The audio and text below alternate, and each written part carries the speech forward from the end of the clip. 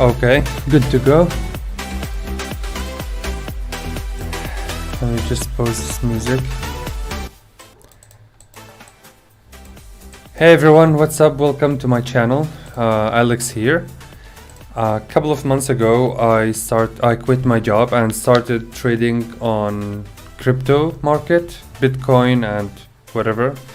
And it was magnificent to me, the projects and everything else that's been going, the whole blockchain technology and the smart contract and everything. So on January 2022, I decided that I want to learn programming so I'll be able to build blockchains and all of the applications that comes with that technology.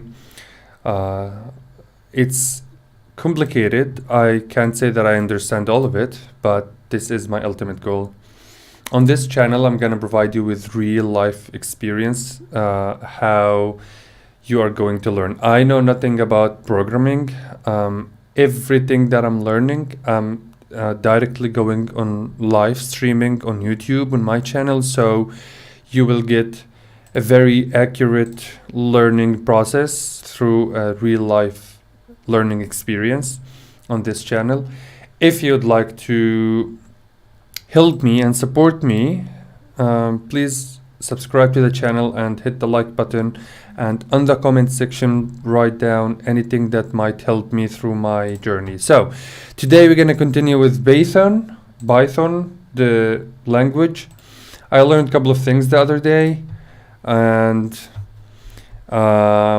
yeah, we learned how to put the age, the name, and then how to build the first application about if I put my name Alex, and then it's gonna say hello Alex, and if I put my age 28, 30, whatever, the program is gonna tell me hello Alex, you are 28, but this is gonna depend on my answer. So we are going to continue with the same course that we started. I'll leave the link in the description if you're interested. Oh my god. So here we're continuing with this guy. In this tutorial, I'm going to show you how to build a very basic calculator in Python. We're basically going to build a calculator where we're going to build a calculator from a user, and then we'll add. Just if you don't know, we started this course from scratch, and that is my very first YouTube tutorial that I'm watching on YouTube. And I know nothing about Python or any other programming languages. So this is the very first beginning. If you didn't watch the previous videos, you can go back to the live streams that I've done yesterday. And there you can find what I've been doing so far. Add those numbers together and print the answer out onto the screen. So this will give us some practice in getting input from users, and we'll also talk about getting numbers from users as opposed to just strings. So I'm really excited to get started on this calculator. The first thing we want to do is create two variables, and inside of those variables we want to store the two numbers that the user wants to add together. So down here I'm just going to say num1, and that's what we'll call our first variable, is equal to, and now I need to get input from the user. So I'm going to say input, and inside these parentheses I'm going to say enter a number. Wait a minute.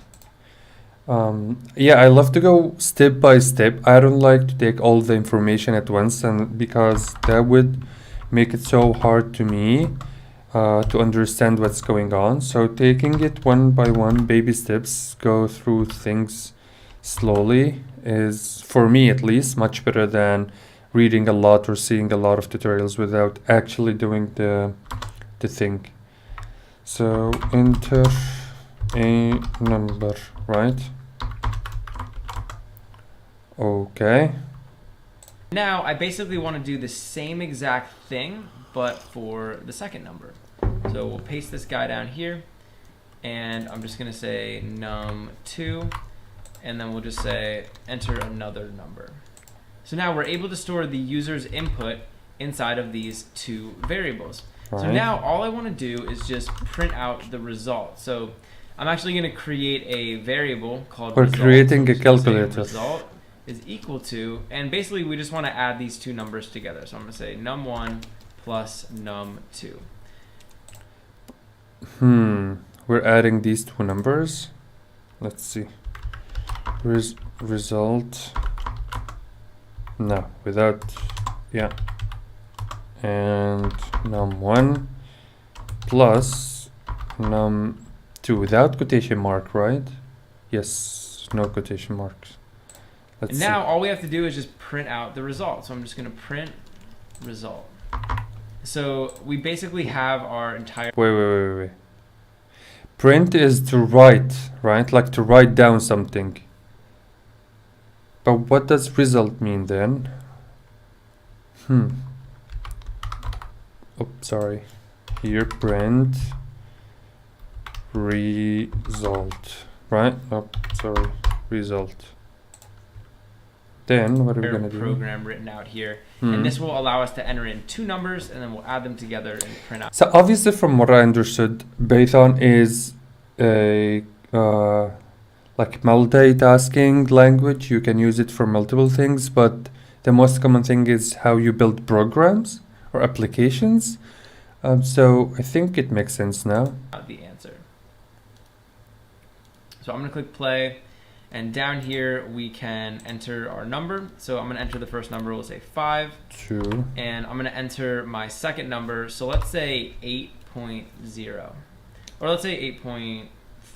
7.2. So now it should print out the answer. But if you look over here, that's not quite the answer we were looking for, right? 5 plus 8.3 is definitely not 58.3. And here's what happened. When we get input from a user, by default, Python is just going to convert it into a string. So it doesn't matter what we put down there when we're entering the numbers. Python's always just going to be like, okay, this is a string, that's it. So it's taking it as it is. I understand now. It's taking it as it is exactly without changing or without calculating. That's a problem. Good, right. It's just going to make it a string. In order for us to make these num1 and num2 variables numbers, we're actually going to have to convert the strings that we get from the user into numbers. And so the way that we can do that is by basically just coming over here, and when we add the two numbers together, I can use a special Python function in order to convert those strings into numbers. And there's actually two Python functions that we could use for this. The first is called int. So I could say int, I can make an open parentheses, and I can make a close parentheses. And basically what this is going to do... Sorry, I messed up something. Wait. There is no Control Z. There is. Okay. int, and we will do this, and then we will do that. And convert whatever is inside of these open and closed parentheses into an integer number. And an integer number is basically a whole number. So it's like 1, 2, 3, 4, 5. So it's a whole number. In other words, it can't have a decimal point. Okay. And so what I could do is I could say int, and I could put these inside of... Wait, let me... int, again, this little dude, and close it. Parentheses. And now what this is going to do is it's going to convert both of these numbers into integers, in other words, into whole numbers that don't have decimals, and it's going to add them together and we'll print out the result. So why don't we do that, and we'll just see if this works. So I'm going to click the play button. Wait, let me try before you go to 5.4. And down here we'll enter what was that, number, man? so I'm just going to enter in a 4, and then I'll enter in a 5, and now you can see it's printing out the correct answer. Because it's 5.4, I can't write that down. Okay, can we start again? 4 and 2, 6. So I can't write 2 point something. Okay. 4 plus 5. And so that's essentially our basic calculator. But we do have one problem with this calculator. So I'm gonna run it again and I'll show you guys what that problem is. If I wanted to add in a decimal number, so we'll add 4.3 I was ahead of you. 5.5. I was ahead of you. You'll see that we're getting this error. Right. And that's because I'm using this int function up here. And this int function is looking for a whole number. So if I put decimal numbers inside of there, it's gonna break the program. There's another function we can use. Instead of an int, we can say float. And a float is basically just a number that has decimals. So it's a decimal number. And so I can convert both of these guys into floats. And now I'll be able to use decimal numbers. So I can click play and I can just enter in some numbers. So I could say like 4. Wait. Let me go first. 7 and I don't know, 3. 10. What if we put 6.9 and 2.6? 9.5. And I could also say like 5.5. Isn't that better than now the first one? Now it's going to be able to add both of those numbers, even if one of them is a decimal. And that's the beauty of using that little float function. So in certain circumstances, you might want the user to only be able to enter in an integer, so a whole number. But in a lot of cases, like in this calculator, we want them to be able to enter any number that they want. So we're going to use this float function. Okay. So I'm just going to recap what we did one more time. We created 2 variables, num1 and num2. 2 variables. And we basically stored the 2 numbers that the users inputted into those variables. Right. And then we converted them into numbers and we added them together and we This is what I learned also, like input is when you want someone to write down, the user or I don't know, the customer or whatever. When you want them to write down something, you put input. But when you want to show something, you put print. That's interesting. This is a pretty cool calculator. I'm happy with it. Hopefully you guys learned something. And as we go forward in this Python course, you're going to learn all sorts of ways that we can make this calculator more complex. Okay. Mid-libs game. So I want to try to build it again by myself. Num1, or can I say like just A1 equals input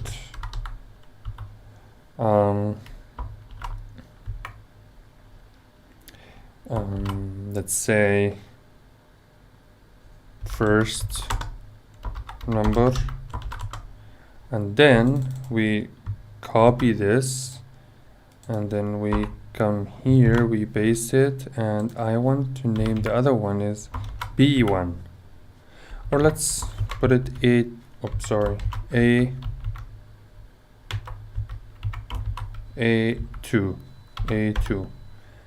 and then we put second number. Let me put this one here, it's just, I love this more. Cool. And then what was it? What should I do after that? Print, right?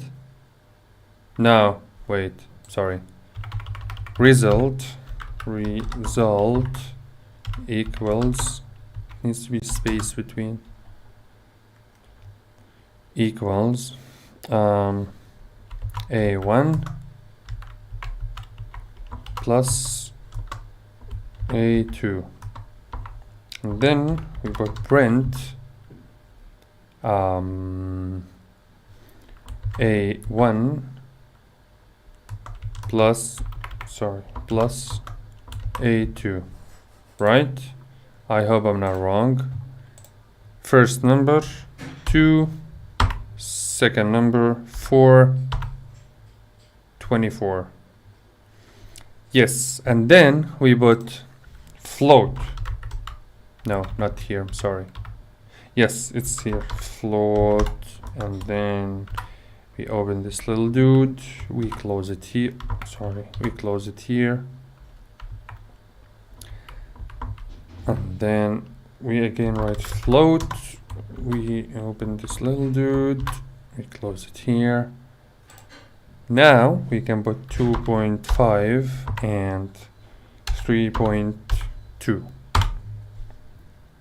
What? Excuse me, what? What is this? 2. What? Why? It's supposed to be 5. Right? This is so weird. Why this is happening to me? It's supposed to be like 5.7. That's so weird. Is it because of the space here? Let me go again. 2.5 and sorry, and second number is 3.1. Again, it's the same. Oh, it's just copying the same number, but I don't want that. I see. I should write result here. I understand. 2.5 and 3.1, 5.6. Indeed, that is correct. So I shouldn't put A and A1 and A2. I should print the result. Okay. In this tutorial, I want to show you guys how to build a Mad Libs game in Python. So a Mad Libs game is basically just a game where you can enter in a bunch of random words, so like, you know, verbs, nouns, names, colors, and you basically take all of those words and put them into a story randomly. So Okay.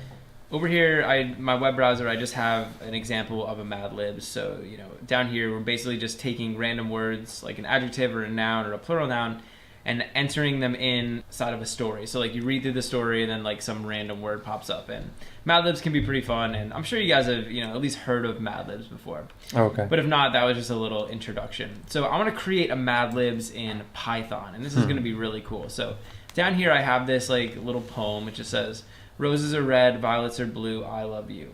And so, you know, this is kind of like a classic poem, but I think we should mix it up a little bit and create a Mad Lib for this poem. And so instead of having this red color over here, I want to have the user enter in their own color. Instead of having violets, why don't we have them enter in a plural noun?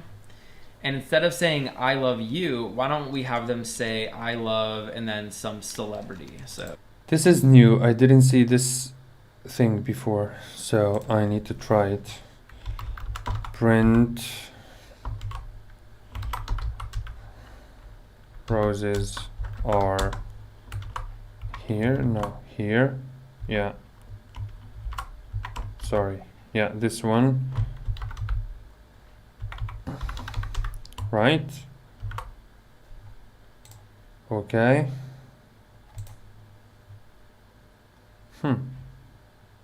Celebrity. So this is the basic structure for our little Mad Lib, right? I want to basically have the user enter in a color, enter in a plural noun, and enter in a celebrity. And then I'll take all of those words and put them inside of our Mad Lib, and hopefully we end up with something that's pretty funny. So how can we actually go about building this in Python? Well, the first thing we're going to have to do is we're going to have to be able to get these words from the user, right? That's pretty obvious. So I think what we should do is we should create 3 variables called color, plural noun, and celebrity. And we'll store the user's inputs inside of those That's why variables. It's not working. So up here, let's create those variables. The first variable I want to create is going to be called color. So we'll say color, and I want to set this equal to the input. So I'm going to say input, and inside of here, I'm just going to give them a prompt. So I'll say enter a color, and we can basically just copy this line of code. Wait, input, and then what is the right way to do it? And then enter a color, your favorite color, let's say. Your favorite color. Okay.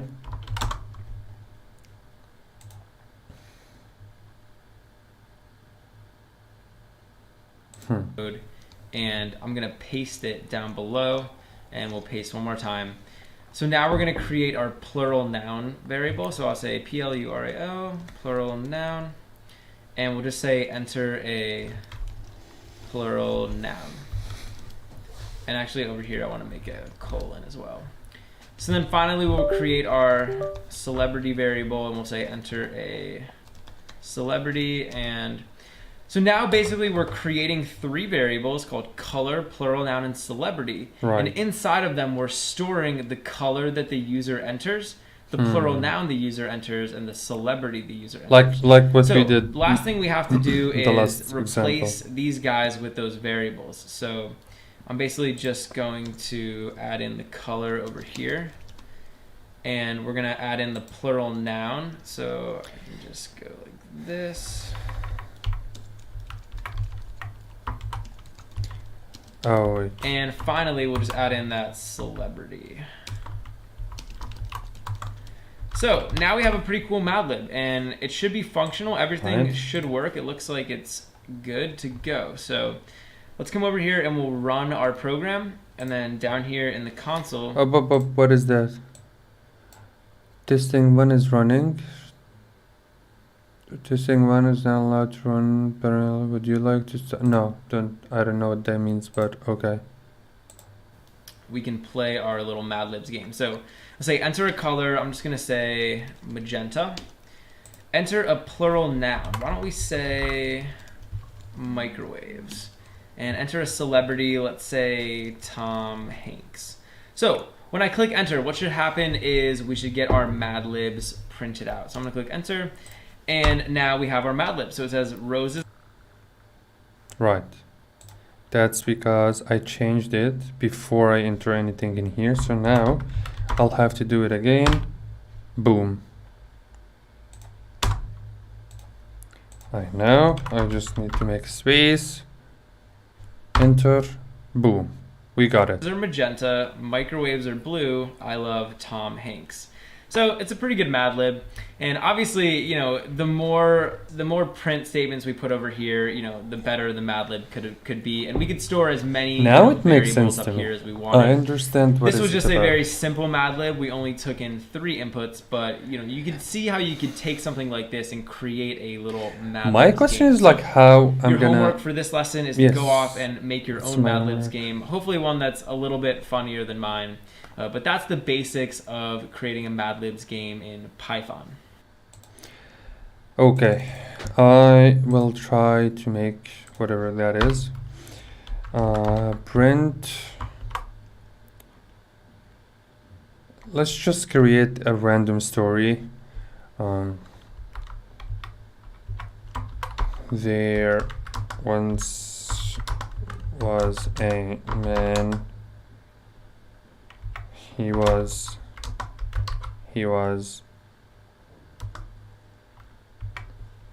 and then let's say age, and then we do this, years old. Okay.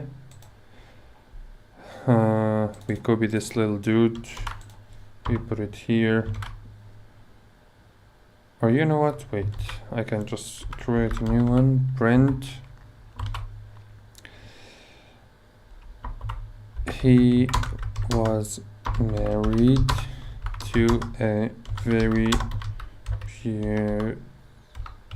beautiful, hope this is wrong, woman called her, okay, her name was, and now we would let's put it all small letter, female name. Do I need to put, yes, I need to put plus and then another plus, and here plus, and then here another plus.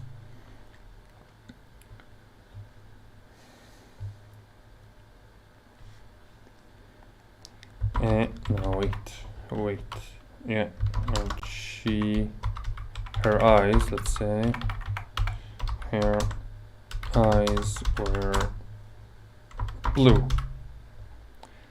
Then they, let's say Brent, they lived in, now, plus city, they were happy, and they were so happy. Okay, now let's delete this. Get about age equal input this little dude, and here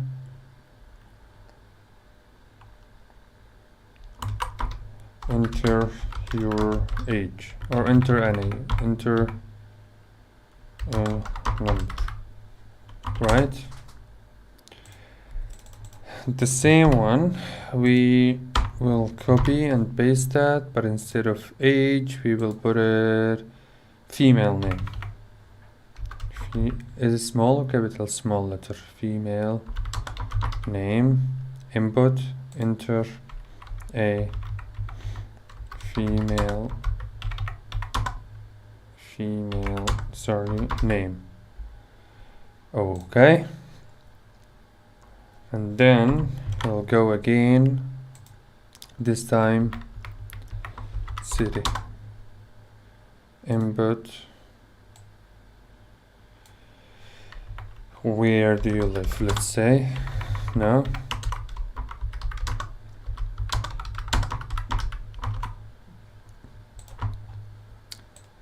okay, I think I haven't done any mistakes. Let's try. Oh, something is wrong. What is it? Wait.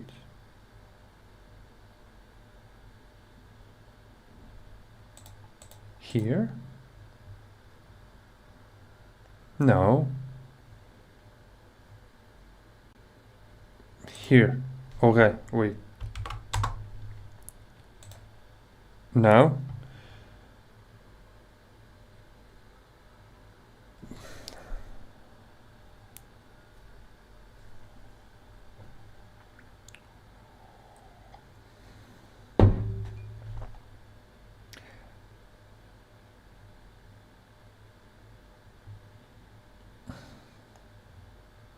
Okay, let's try to delete this and just, yeah. Okay, what about now? Again, something is female name equal input, enter female name. What's wrong with that?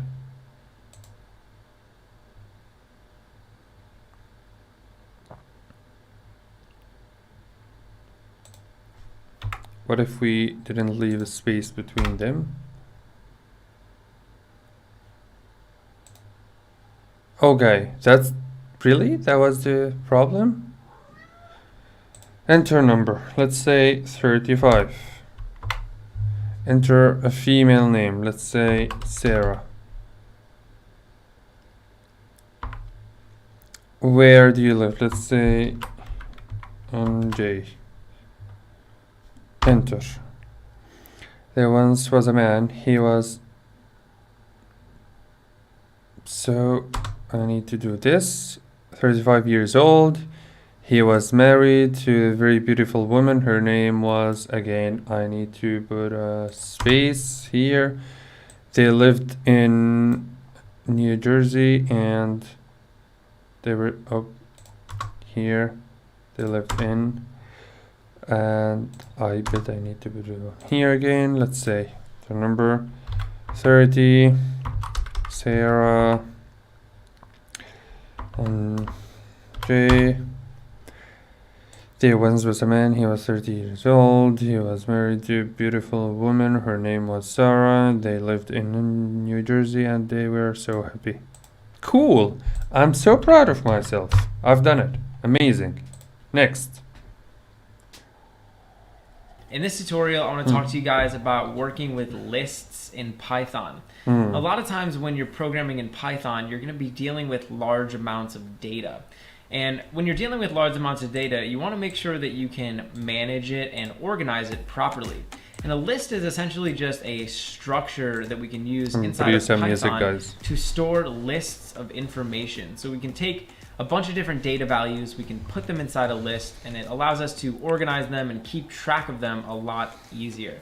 So generally you would create a Python list and you would put a bunch of related values inside of that list, and then you can use it throughout your program. So I'm going to show you guys just the basics of using lists. We're going to look at some of the common use cases and really just get you up to speed with what lists are and why they're useful. So over here in my program, I'm actually going to create a list, and we create a list a lot like we create a Python, just like a normal Python variable. So the first thing we want to do when we're making a list is give it a name. So we want to give it a descriptive name, something that's going to basically describe what's inside the list. In my case, for this example, let's make a list of like friends. So we could say like, here's a list of all my friends. So I can say friends, and I'm going to set this equal to the list of values that represent my friends.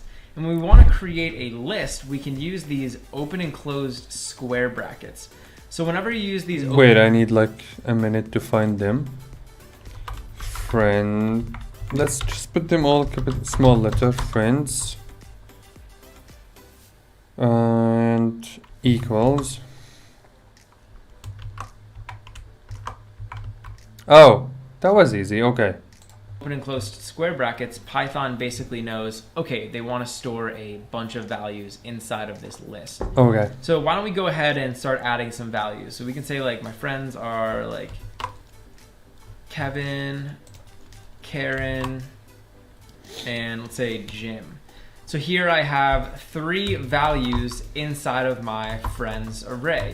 So when we're creating a normal variable in Python, generally we just give it one value, right? So I would create a variable, I would give it one value, maybe a string or a number or a Boolean. But when we make lists, we're able to store multiple values inside of the same like little item, inside of the same object, right?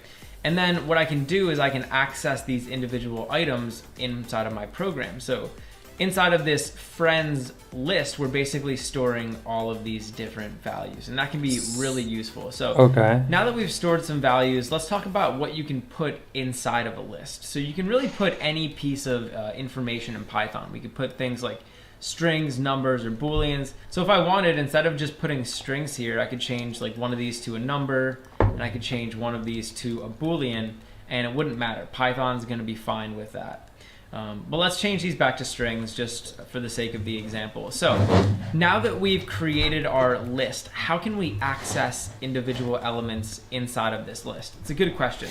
I'm going to go ahead and print something out to the screen. The first thing we can do is we can just print out the actual list. So I can just say print friends, and then when I run this program, if we look down here in the console... Wait. I think I've made a mistake here. So what I need to do is to put another quotation mark, and then quotation mark, and then quotation mark, quotation mark, quotation mark. Let's say number 2, quotation mark. Or didn't he write number 2? No. Let's just stick with what is he explaining right now.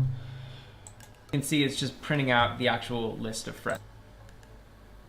Let me see. Print friends. Jim, Sarah, Shannon. Okay. That's right. But let's say that I wanted to print out a specific element inside of this list. Well, I can actually refer to elements by their index. So each one of the elements inside of this list has a particular index. And the indexes actually start at 0. So we would say that this first element in the list, Kevin, has an index of 0. We would say that this other element, Karen, has an index of 1. And this third element, Jim, would have an index of 2. So even though Jim is technically the third element inside of the list, he said it has an index of 2. And that's because we start indexing at index position 1. And so that's just kind of how lists work, and that's how list indexes work. So If I wanted to access a specific element inside of my friends list, I can just refer to it by its index. So over here, after we type out friends, I'm just going to type an open and closed square bracket. And inside of this open and closed square bracket, I want to put the index of the element inside the list that I want to access. Okay. So if I wanted to access this guy right here, this element, I can just put a 0. So I can say friends 0, and now when I run my program, it's just going to print out that value. It's just going to print out right. If I wanted to access this my first one gym is gym, value and over here's here, gym. I can put a 2, and that will give us that gym value. You 2. can see it right there. So Shannon we can access is elements third one, based right. off of their index. Okay. We can also access I got elements it. based off of their index from the back of the list. So for example, if I said -1 inside of here, this is going to give me access to this value right here for gym. And you can see.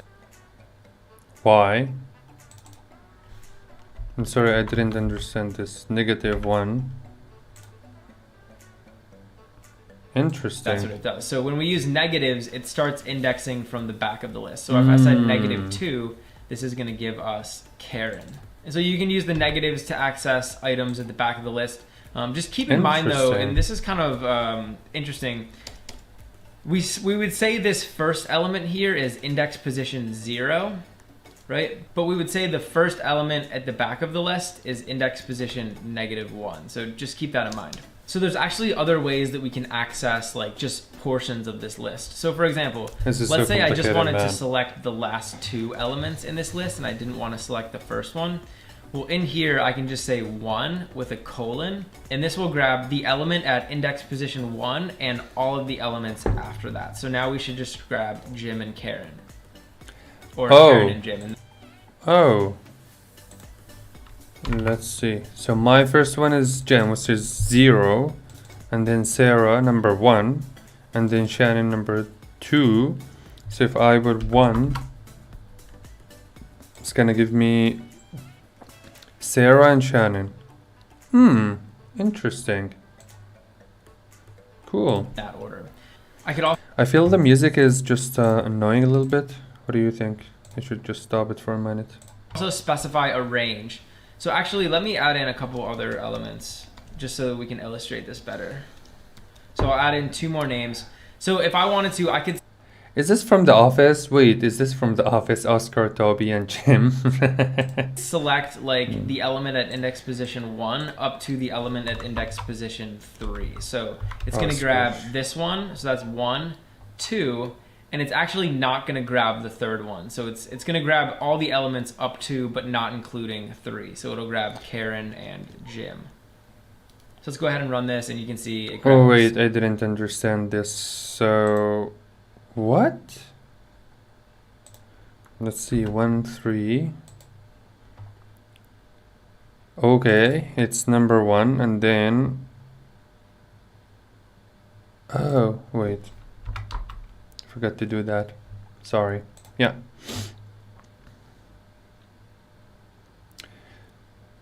Between 1 to 3 without including the third, right?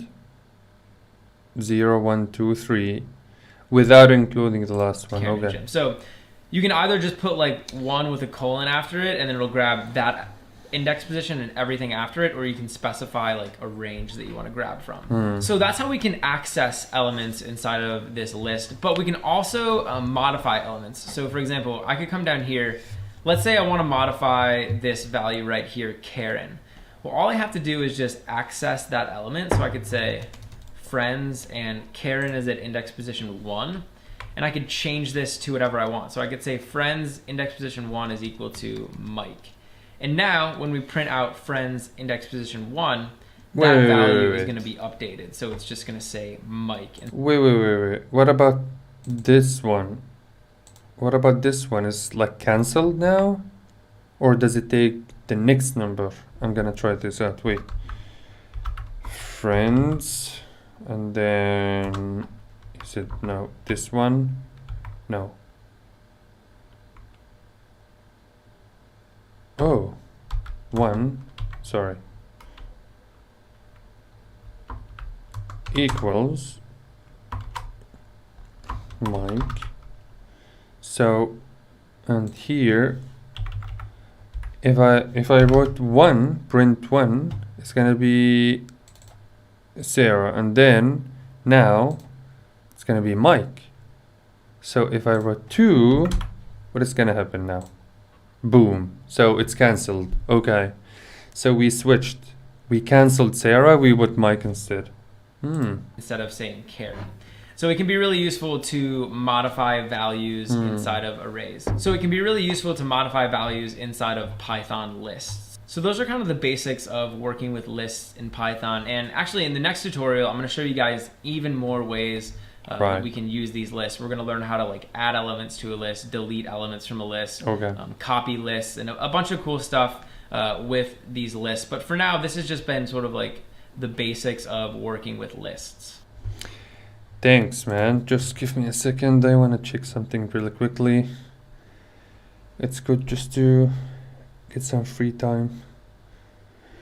Have a break. Breathe a little bit.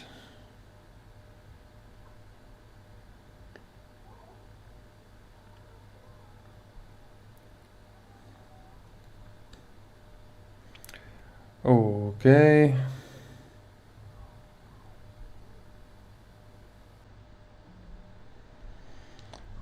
Okay, sorry guys, let's continue. In this tutorial, I want to talk to you guys about using functions with lists in Python. In Python, a list is one of the most important structures where we can store our information. A list basically allows you to take a bunch of different values and organize them and store them inside of their own little list structure. Right. So down here in my program, you can see I have 2 lists. I have a list of lucky numbers. Let me write that down so I can. Let's just put a small letter on. Lucky underscore. Oh, I see. When the last time I tried to put space between 2 words, it didn't allow me, so I need to put underscore. Now I get it. It's like a hashtag. Okay, I got it. Let's see, 2.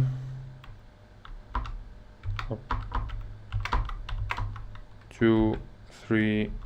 Does it need to be space between them? 2, 3, 8, 5, 4, 9, and oops, sorry, 9 and I don't know, 5 again. Let's not repeat the 2, 3, 1. Okay. And this is just a bunch of different numbers. And then I have a list of friends. So this could be like a list of somebody's friends, and it's basically just a bunch of strings with names in them. So these 2 lists are storing a bunch of different values. And what makes lists awesome is not only could I store like this many values, I mean, I could store hundreds or thousands or millions of values. I see. And when you're working with a lot of data and a lot of information in Python, these lists are invaluable. So because lists are so important, there's actually a bunch of different functions that we can use with lists. And those functions allow us to do things like modify the lists and get information about the lists. So in this tutorial, I just want to show you a bunch of those functions. We're going to talk about some of the most common and the most popular But like functions how I'm going to use that you the would use lists on lists eventually. to make them more powerful Like and make them what- more easy to use. So the first thing we can do is obviously just print out a list. So down here, I'm printing out this friends list.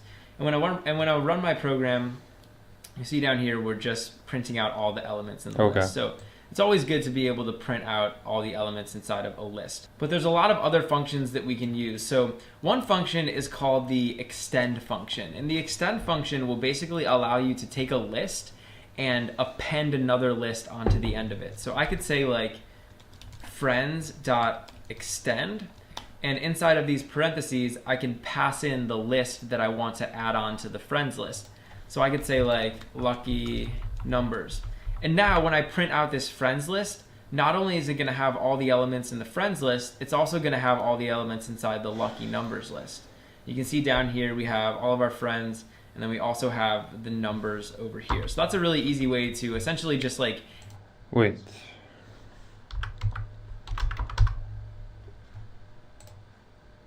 Friends extend, right? And then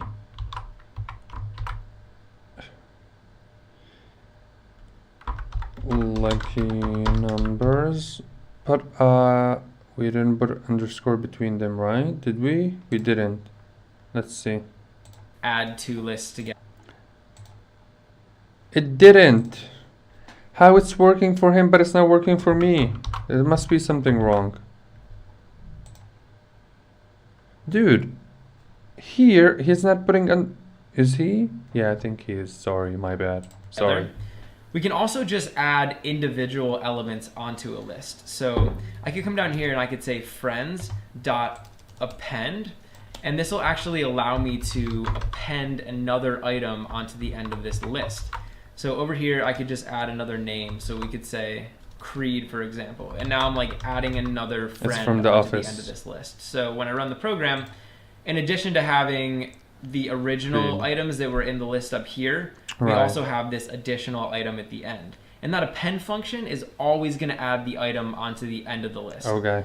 But let's say that you wanted to add an item into the middle of the list, so like right here or right here. There's another list function called insert. And insert is going to take two parameters. The first parameter is going to be the index where you want to insert the item. So why don't we insert it here at index position 1. I'm just going to say 1, and then I'm going to type in the name of the element that I want to add. So we can just say like Kelly.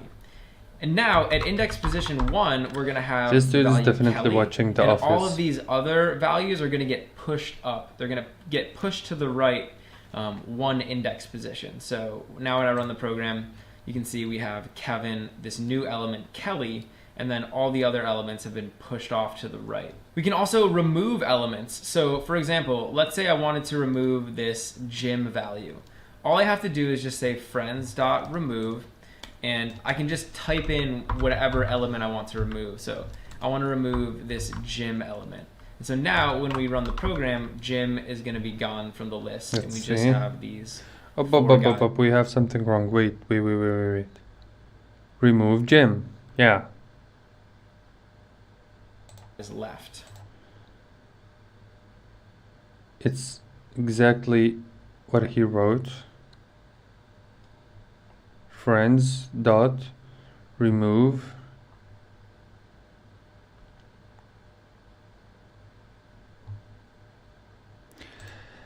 because it's capital letter. Sorry.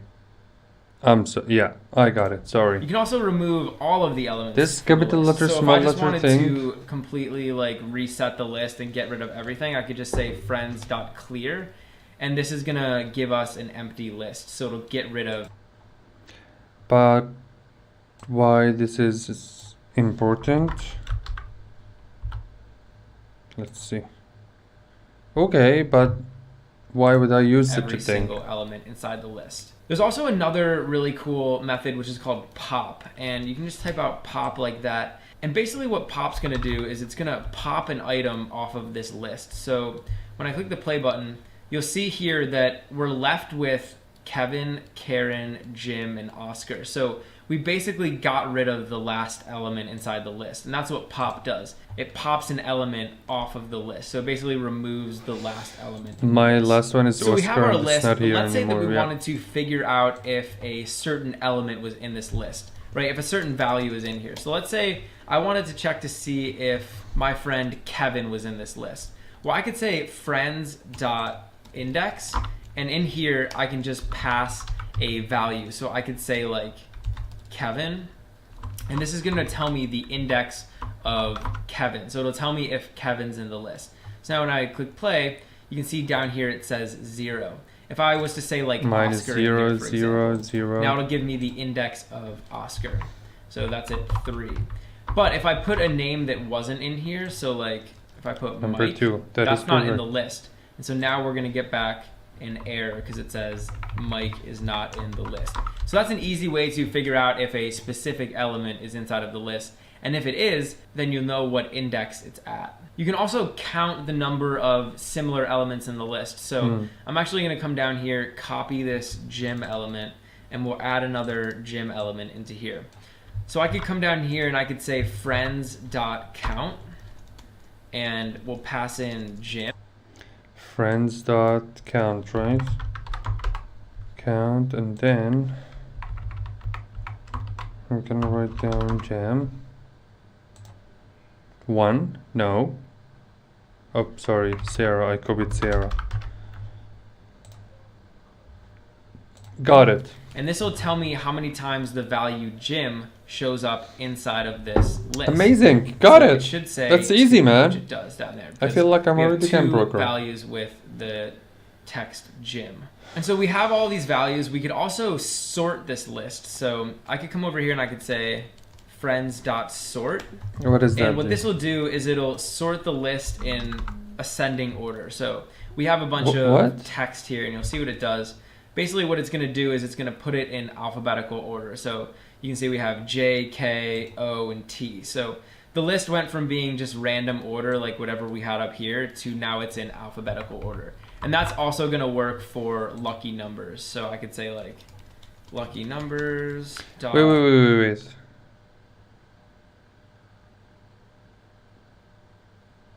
Still the same. But if I here Alex, it comes at the beginning. Okay, because okay, and here lucky underscore numbers dot sort, and then here print lucky numbers. Let's see, 2 3 8 5.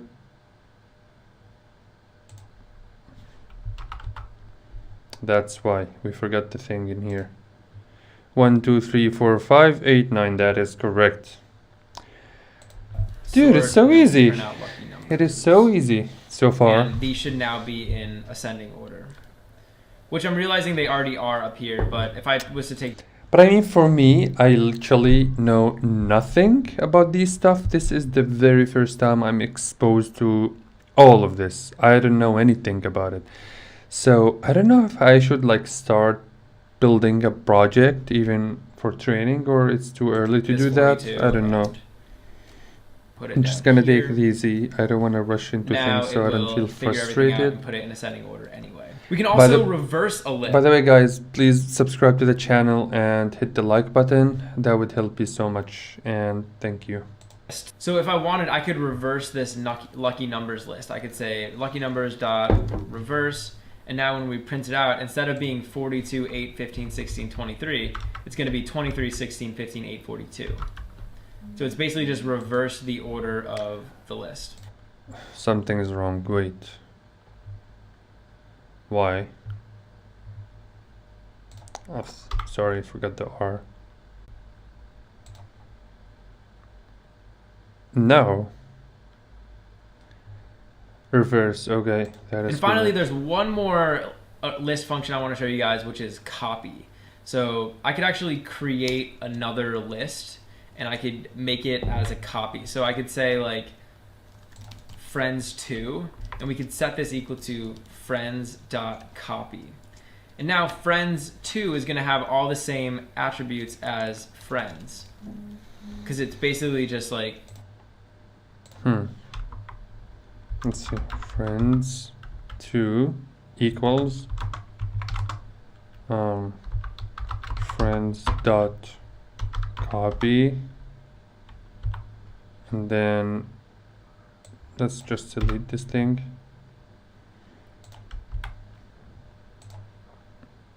Yeah.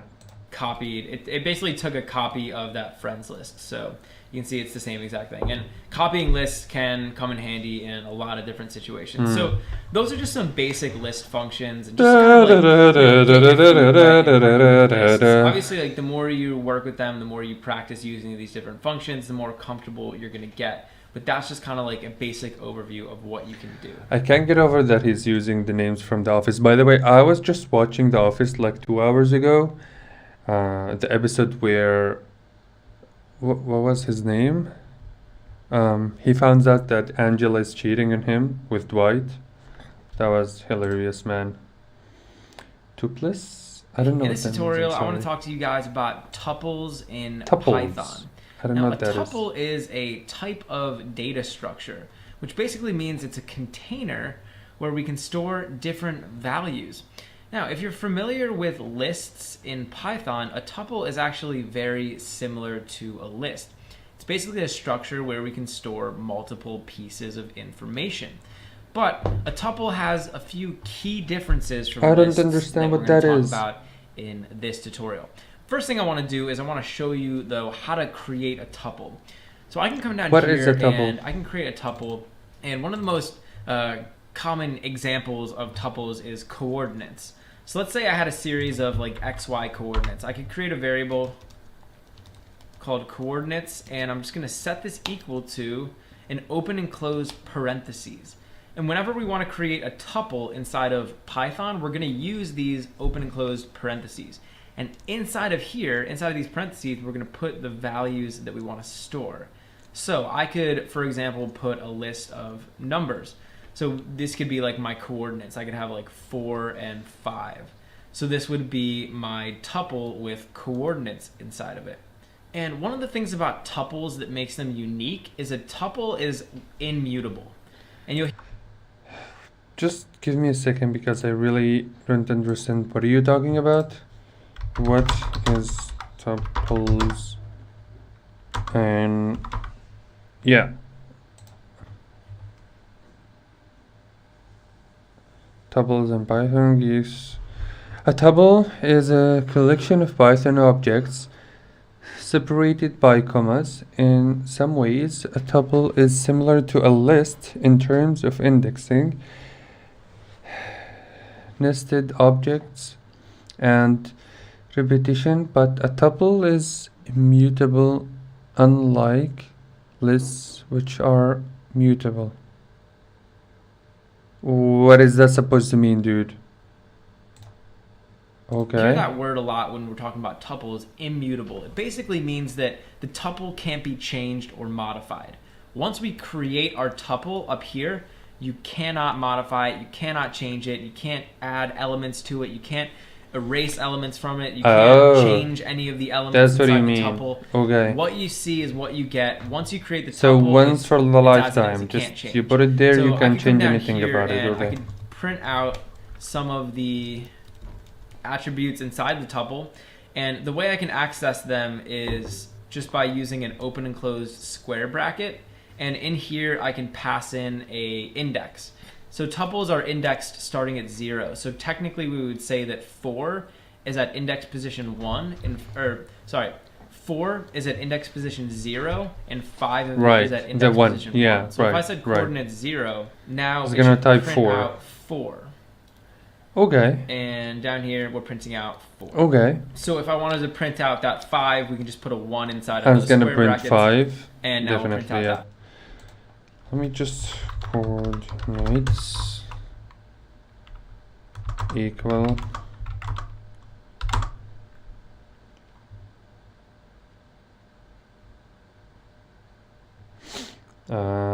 equal, let's say, as it is, 4 and 5, and then okay.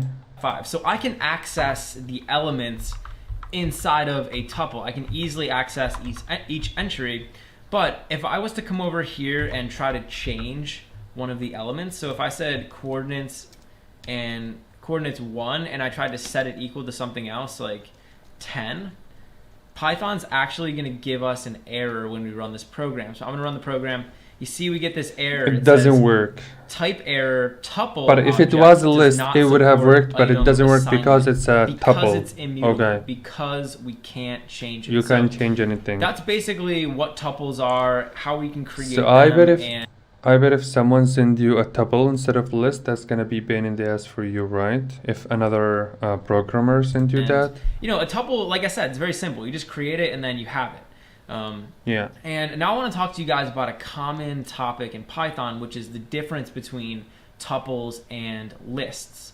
So remember, a list is basically doing the same thing. A list, if we wanted to create a list, we would just use square brackets instead of those parentheses. And if I was using a list, I could assign different values to it. I could basically mutate any of the elements. I could add, delete, modify, change, whatever I wanted with the list. But you can't do with that in a tuple. We can't do that. And Right. that's sort of the basic difference. And Okay. really, Python doesn't say anything more than that. It basically just says like one of them's immutable, one of them's not. But That's all. in practical use cases, generally people will use tuples for data that's never going to change. So you'll store data inside of a tuple when that data doesn't need to be mutated. That's why something like coordinates is such a good candidate for a tuple, because once you have coordinates, like we're probably It's not never going to change, them, so right? okay, We might right. add other coordinates. So for example, if I wanted, I could create a list of tuples. So I could say like 4, 5, 6, 7. Maybe we have some other coordinates like 80, 34. So here I have a list, and inside of it we have these tuples. But remember, these tuples can't be modified. The values can't be changed. So really, it's just a case-by-case basis. I would say by a huge majority, you're going to be using lists most of the time. Right. Tuples are more of a niche. They're used in more special situations. But there are plenty of situations where you want to use tuples. So if you're in a situation where you want to store data that can't be changed or mutated, then tuples are the way to go. So yeah, that's just some basics about tuples, some basics about the difference between lists and tuples. Yeah. And so a tuple is a great thing to add into your Python repertoire. Right. Okay. Functions. Yeah, that's cool. Let's go to functions. Tell me how to build the program. I want to build a blockchain, dude. Now, a function is basically just a collection of code which performs a specific task. So I can take a bunch of lines of code that are basically doing one thing. I can put them inside of a function, and then when I wanted to do that task or do that one thing... Can we just take a small break? I'm gonna play some music for you guys. I need to have break. I feel like it's too much. Here, enjoy the music for a minute or two. I honestly want to just to check my phone really quickly.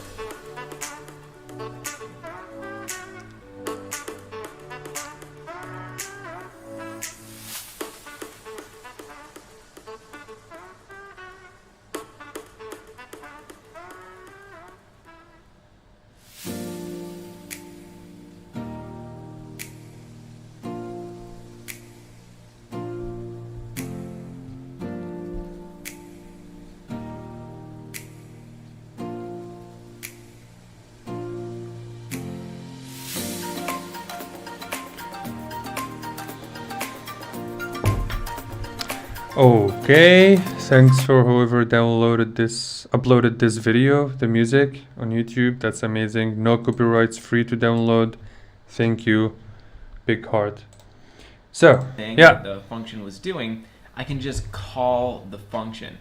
And so functions really help you to organize your code a lot better. They allow you to kind of break up your code into different, little chunks that are doing different things, and they're really just awesome. So functions are like a very core concept when we're talking about programming in Python. So I'm going to show you guys how to create an awesome function today. Let's say for the purposes of this tutorial, we want to create a function that says hi to the user. So the one task that our function performs. I think I know how to do that. Hi. Let me test yourself. Print hi, right? Print hello. Hello. No, it needs to be between quotations. Sorry. Hello. Here, I got it. No? To whoever is writing the program. So over here, if I want to write a function, the first thing I have to use is a keyword in Python. It's called def, so D-E-F. And basically, when What is that? Python sees this keyword, it's going to say, oh, okay, this person wants to use a function. And so after we type out def, we need to give this function a name. So just like when we are creating variables, we give them descriptive names. We also want to do the same thing with functions. So if I'm creating a function, I can just give it a specific name, which basically says like what it's doing. So we're going to create a function that What do you says mean? hi. So I'm just going to call this function say hi, just like that. And once we type out the name of the function, and so also I could type out say hi with no underscore, or I could type out say hi with an underscore. Both are considered like good practices in Python. A lot of times, if you just have a simple like 2-word function like this, you don't need to put an underscore, but we could put an underscore there if we wanted. After we type out the name of the function, I'm just going to type an open and close parentheses, and then I'm going to type a colon. And basically what this is doing is it's saying to Python like, all right, all the code that comes after this line is going to be inside of our function. And in order to write code that's going to end up What are you being talking inside about, the dude? function, we actually have to indent it. So over here, you'll notice that when I clicked enter, my text editor automatically indented the text. So it's automatically like using this indent here. And that's kind of like one of the rules in Python is like the code that goes inside of this function needs to be indented. So if I was to write some code like out here, this is no longer going to be considered inside the function. So you can see as I type out code, and obviously this isn't real code, but as I type text over here that's indented, this little like marker over here is basically saying like, oh yeah, that's inside the function. But then when I write code over here that is like not at the same indentation level as this stuff, it's no longer I got considered that. inside Okay. the function. So that's just a little thing. Any code inside this function needs to be indented. All right, so our function is just going to say hi to the user. So I'm just going to have it print out some text. It's going to say hello user. So this is a very simple function. Obviously, we just have one line of code, and inside of a function, you could have as many lines of code as you want. But for our purposes, we only need one line in order to perform our function. So now all we have to do is call this function. So if I want to execute the code inside of this function, I have to do something called calling it. So if I was to just run my program as it is right now, I'm just going to run it. You'll see that nothing happens over here, right? Even though this function is printing out hello user, when I run the program, it's not doing it. And that's because the code inside of a function isn't going to get executed by default. The code inside of a function is only going to get executed when we specify that we want to execute it. And in order to do that, we're going to have to do something called calling the function. So in order to call the function, how to call the function? Type out the function's name and those open and close parentheses. So I'm just going to type out say hi and open and close parentheses. Say hi. And now when we run this program again, you'll see that it prints out hello user. So we're executing the code inside of the function. I'm so sorry. How is that different than print hello user? How is that different? We can just like delete this div, say hi, whatever, print hello user, and that's gonna do it, right? No? And I want to show you guys just one more thing here. One extra just talking step. to you guys about how these functions actually work. Yeah, so please. Up here, I'm going to print top, and then down here, I'm going to print bottom. So I want to show you guys the flow of these functions inside the program. So when I run this program, you'll see we print out top, hello user, and then bottom. So essentially what's happening is when Python goes through and executes this program, it goes over here to this first line. It says, okay, we want to print out the word top, and then it goes down here and it says, okay, we want to execute the say hi function. So Python actually jumps up and it goes over to this say hi function, and it's going to execute all of the code inside of this function. So it's going to go through, execute all of this code, and then once it's done executing all of the code in the function, it's going to jump back down here and it's going to move on to the next line, which is bottom. So that's kind of like the flow of functions. Again, with functions, generally when we're naming these functions, you want them to be named in all lowercase. And usually when we're naming stuff in Python, if there's 2 or more words, we're going to use an underspace or an underscore in between them. So I could write this out as say underscore hi. But in a lot of situations though, if I have a function like this where the name is really short, it might just be easier to leave it without an underscore. But why don't we just put an underscore in there just to be super Python official. All right, so now we can actually make these functions a little bit more powerful. And what we can do is we can give them information. So a lot of times when we write a function, we're going to want to have additional information that gets passed in. And these are called parameters. So a parameter is a piece of information that we give to the function. So over here, I can actually specify that this function needs to receive some parameters. So I can basically say like, hey, if you're going to call this function, you need to give us some information. You need to give us some parameters. And all I have to do that is just type out the name of the parameter that I want to receive. So why don't we allow the code calling this function to tell it what name to say hi to. Up here I can just say name. And basically what this means is it means whenever I call this say hi function, we have to give it a name. So down here, if I was to call this, I have to include a name in here. So I can say like Mike. And what we can do now is we can actually access this parameter or this variable inside of our function. So I understand nothing. Instead of saying hello user, I could say hello name. And basically what this is going to do is it's just going to say hello to whatever name got passed in here. So I'm actually going to copy this and we will do this twice. So I'll say hello Mike, hello Steve. And now when I run this program, you'll see that instead of just saying hello user, it's saying hello to whichever name I passed into the function. So that's why this can be really useful, right? We can give the function information, and depending on the information we give it,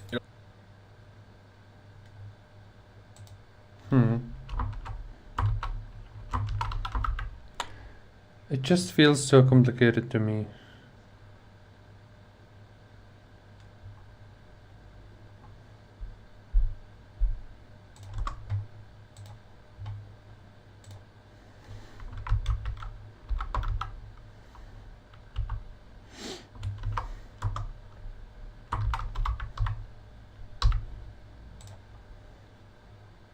it'll perform its task a little bit differently. I could also include more than one parameter. So you can, I mean, technically you could have like as many parameters as you want. So I can put another one in here, we could say age. And now I'm gonna have to pass in an age along with these.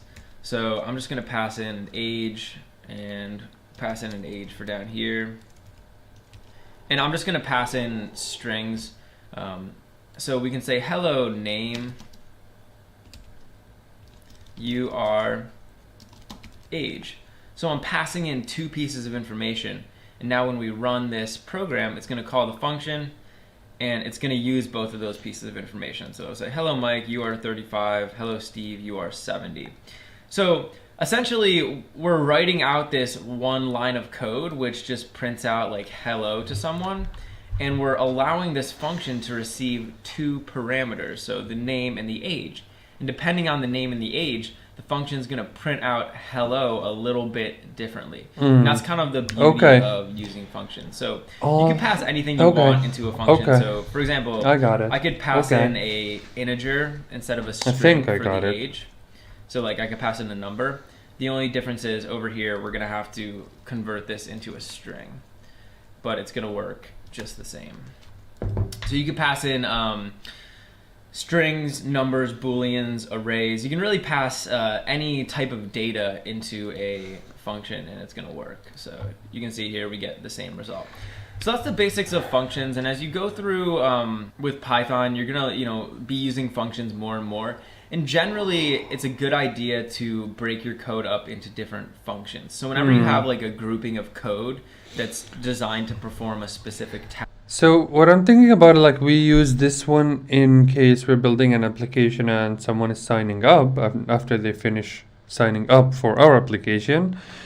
we say like hello Mike or hello Steve or hello Sarah or whatever, right? But again, my question is why we can just, instead of writing all of this, we can just write print hello plus input name, right? As we did it yesterday, or right? Just doesn't make any sense to me. Ask, that's usually a good candidate to be put inside of a function. Return In statement. this tutorial, I want to talk. Oh, guys, I think I'm gonna call it for today. I don't know. I think it's just too much. I feel it's too much. I need to digest all of this information.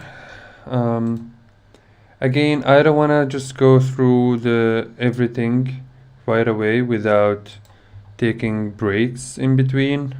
So thank you guys for watching. Please make sure to subscribe to the channel, hit the like button. That's gonna help me a lot. And here I'm just wanna give you a real life experience, real learning experience. What are you expecting if you're learning from zero? Because I am learning from zero. By the way, after we finish this, we will start learning from this one, the programming with Mosh. We will go this 6 hours course also. So see you guys in the next one.